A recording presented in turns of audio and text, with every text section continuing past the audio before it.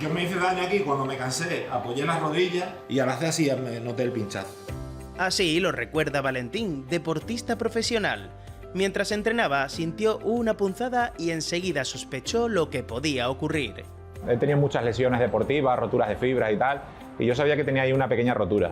Lo que no sabía es que era una hernia que no me iba a cicatrizar, que necesitaba una cirugía. Exacto, era una hernia umbilical. Al igual que las que aparecen en la ingle, hablamos de afecciones de la pared abdominal. Hablamos de hernia umbilical cuando el bulto o la protrusión aparece a nivel del ombligo, y hablamos de hernia inguinal cuando el bulto o la protrusión aparece a nivel de la ingle. Imprescindible preguntar por qué ocurre. Las causas son diversas. La hay congénita, por ejemplo, en las umbilicales, cuando no se le cierra al niño o a la niña el orificio umbilical, y la hay también congénita a nivel de la ingle por persistencia del conducto peritoneo vaginal. Ya en adultos, sobre todo, suelen salir por esfuerzo o por aumento del perímetro abdominal, por ejemplo, en personas obesas o después del embarazo son frecuentes las hernias umbilicales. Como factores de riesgo, pues por ejemplo, existen los ejercicios físicos intensos que pueden provocar, por ejemplo, unos abdominales, un ejercicio de pesa. Todo lo que aumente la presión intraabdominal va a propiciar la salida de ese contenido al exterior. Y las hernias inguinales, pues también por esfuerzo y también porque el ser humano camina, el ser humano está en bipedestación. En este caso, el humano, la zona inguinal es más débil y a veces por diferentes causas anatómicas tenemos más debilidad en la zona esa y salen las hernias. Valentín lo supo enseguida, pero ¿cuáles son los síntomas de una hernia? La población que viene a consultar normalmente se nota en un bulto, dependiendo de la zona, si en la zona umbilical pues en el ombligo, o en la zona inguinal pues en el conducto inguinal. Ese bulto normalmente viene asociado con dolor, con molestias.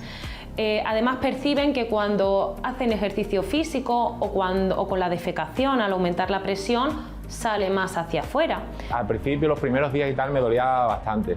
Luego ya me fue doliendo menos, pero sí es verdad que cuando hacía algún pequeño esfuerzo yo notaba ahí una molestia que no me dejaba trabajar con naturalidad.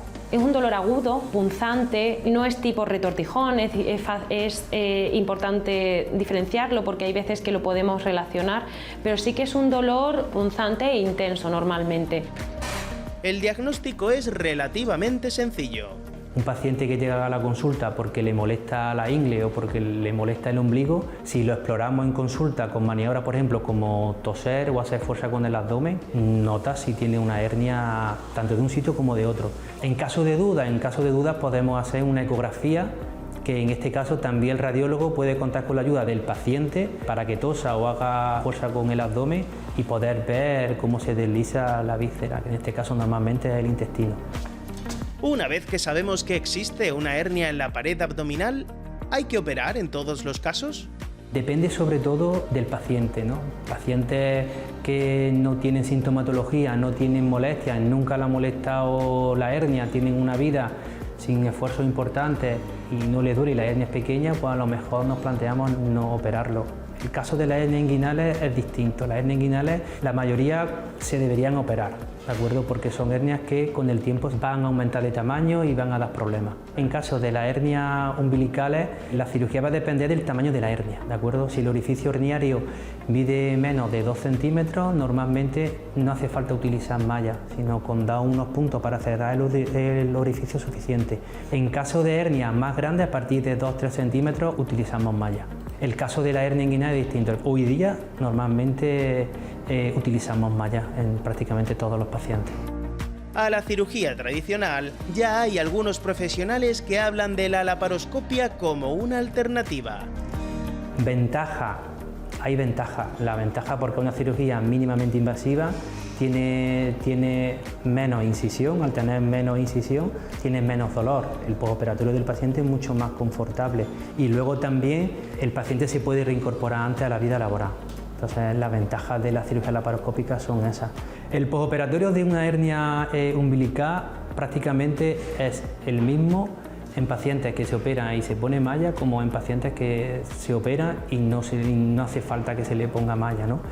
Sea como sea, hay que tener ciertos cuidados tras la intervención. La recuperación, bueno, pues al principio fue un poco complicado porque te veías que no muy relajada la zona abdominal. Durante un mes estuve con una faja y claro, perdí mucha musculación y nada, una vez que pasó ese mes y me quité la faja abdominal y empecé a moverme, en poco tiempo me empecé a encontrar más fuerte y luego poquito a poco empecé otra vez a realizar ejercicio hasta ahora que vuelvo a tener una vida igual que antes de la hernia. Te voy a enseñar la cicatriz que me hice. En principio se le aconseja que no haga esfuerzos ni coja peso durante por lo menos 30 días. Y la gran pregunta: ¿prevenirla? Pues bueno, con esto nos puede ayudar, pero si existe un debilitamiento de alguna zona de la pared abdominal, pues vamos a ser más susceptibles a tenerla. Evitar todo aquello que desgaste la pared abdominal ayuda. Y acudir al médico si sospecha algo.